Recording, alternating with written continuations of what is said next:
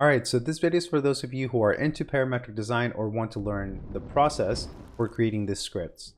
In this video, I'll be sharing with you how to create this shape. It's starting with the base form. We extract the wireframe and create these frames to add more detail to the design. Now what you'll see is this script, which is the script that I created for the video. And at the end, you will also see the cluster. Now the cluster is a little bit different than the script because it simplifies it into this big component, and then it simplifies also the inputs and outputs so you can just focus on those and bake it and just use this a little bit more efficiently. But if you want to see how it all comes together, that's where you want to check out the script. Here is basically the entire session from beginning to end, showing you how things plug in. And so this is perfect for those of you who are new, still want to learn a few tricks or see how it all comes together. This is going to be perfect for you. So I will go back now to this one and let's talk about what makes this design interesting and also the things that are required for you to have before you get started with this design. So let's get into some of those things, and at the end you'll see the full video session of how I created this design. All right, so let's start here. The important thing to note is that we do need to download this plugin. Now it's a plugin that is completely for free, so you can go to Food for Rhino and you can download this one, which allows you to subdivide a polar Zonohedron, which is this shape, and it's made of these squares or diamonds that are planar and create this overall shape. We can change all of these sliders to change this number of subdivisions. So this is 12. Let's go to 24. And obviously the size of it changes depending on how many subdivisions.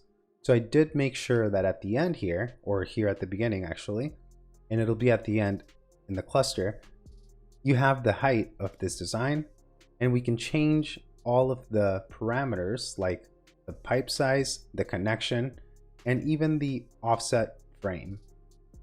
That's going to be this one here. So let's go back and look at that.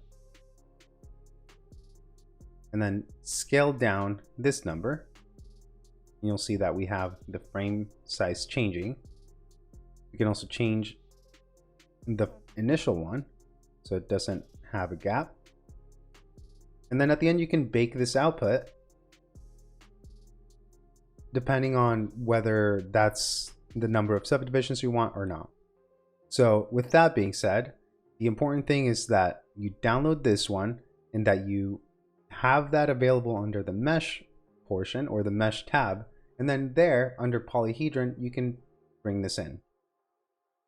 Now what happens is with the shape is going to be a full shape. So part of what we do within the script is create a box that is then moved and subtracted from the overall form.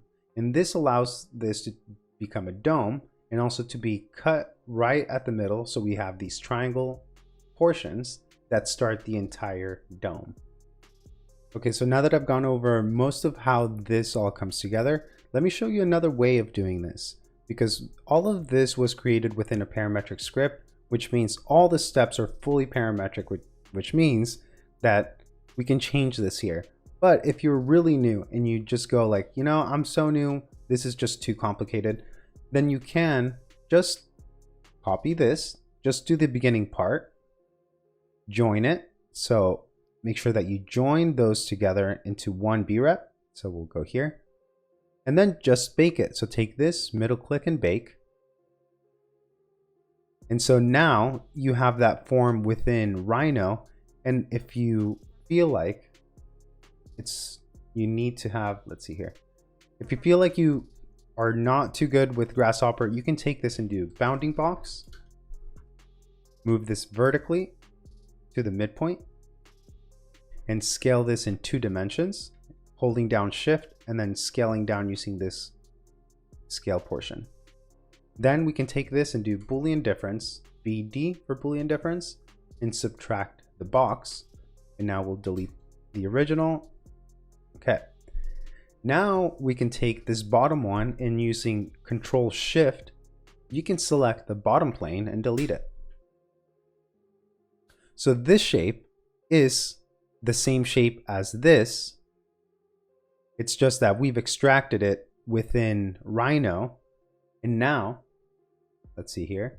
Now we can take the shape and we can bring it inside of Rhino again. So basically we created this in Grasshopper, brought it to Rhino, and from Rhino, we can bring this back into Grasshopper by bringing in a empty bref component. We can set one bref, set one geometry. Okay, now if we hide it and we bring this back, we can actually show, let's see here, we'll type in show and move this over. Move this over here. So now this part has been subtracted and it's here, which means that we can extract the edges. So bref edges.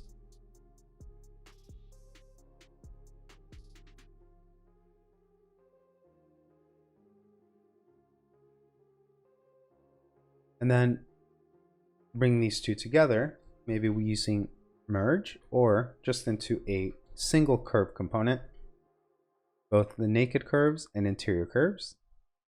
And those then can be multi-piped, which means that we can just copy this for now, or you can bring your own pipe component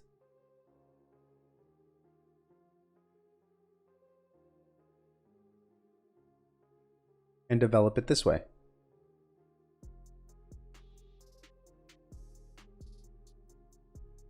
If multi-pipe is not what you're trying to look for because you're trying to make it more consistent, then just a regular pipe would work.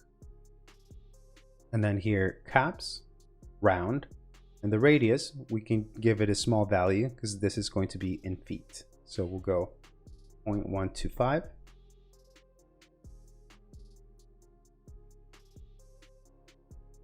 And now we can change the radius here. So the reason why I wanted to share this is because a lot of the times I share full scripts and full parametric designs, which are great for those of you who are trying to learn more tricks for parametric design, but a lot of the times you can take part of your design, create it within the script, extract it into Rhino, and then bring it back into Grasshopper to do more details or to do the other things that, like this, right? If you had the wireframe in Rhino, for you to know and change the pipe size to see what's the right pipe size, it's going to be really difficult because you have to keep doing it over and over again. But with this, you can plug all of those into the curve, which means it's going to do all of them at once. And now we can see what the size looks like when you change it, and it happens immediately. You don't have to be spending your time saying, like, you know, the different sizes and how they could work by doing it manually. So here at the beginning, I just wanted to go over the different ways that you can approach a parametric design. But what I like to share with you guys for the most part is how to start from beginning to end creating these programmed scripts. So thank you very much for being here. Hopefully this is going to be an interesting and a fun one. And yeah, let me show you the work session of what we did to create this design.